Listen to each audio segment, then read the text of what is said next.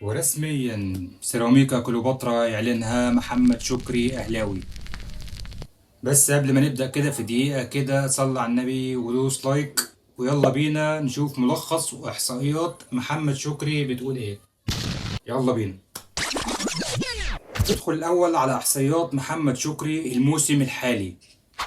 لعب 21 مباراة مع سيراميكا، سجل هدفين فقط لا غير، عمل 3 اسيست فقط في 21 مباراة.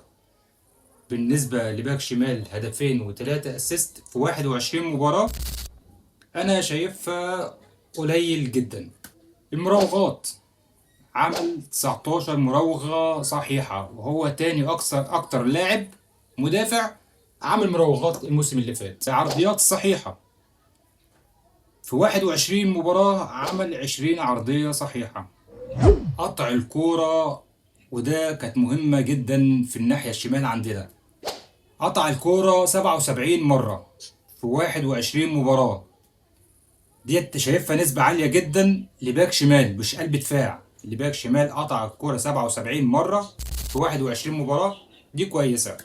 يدخل على اعتراض الكورة أو إفساد الهجمات، عمل 40 قطع كورة للتمريرة، يعني عمل 40 إفساد هجمة في 21 مباراة، ودي برضو نسبة حلوة.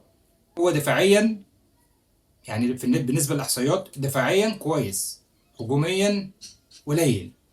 خلينا بصراحة ندخل على إجمالي المسيرة بتاعته، وديت هحط تحتها خط. الراجل لعب 72 مباراة، سجل 4 أهداف فقط. بص، هو الراجل شويط، يعني أنا شايف رجله كويسة جدا على الجون. خلينا متفقين محدش عندنا بيشوط من المسافات دي، تمام. بس كل الأهداف فيها عامل مشترك واحد. يعني أنا شايف، بص، تاني هدف وتالت هدف ورابع هدف، يعني كلهم فيهم عامل مشترك واحد. وهل محمد شكري باك شمال للنادي الأهلي؟ رد عليا بنعم أو لا.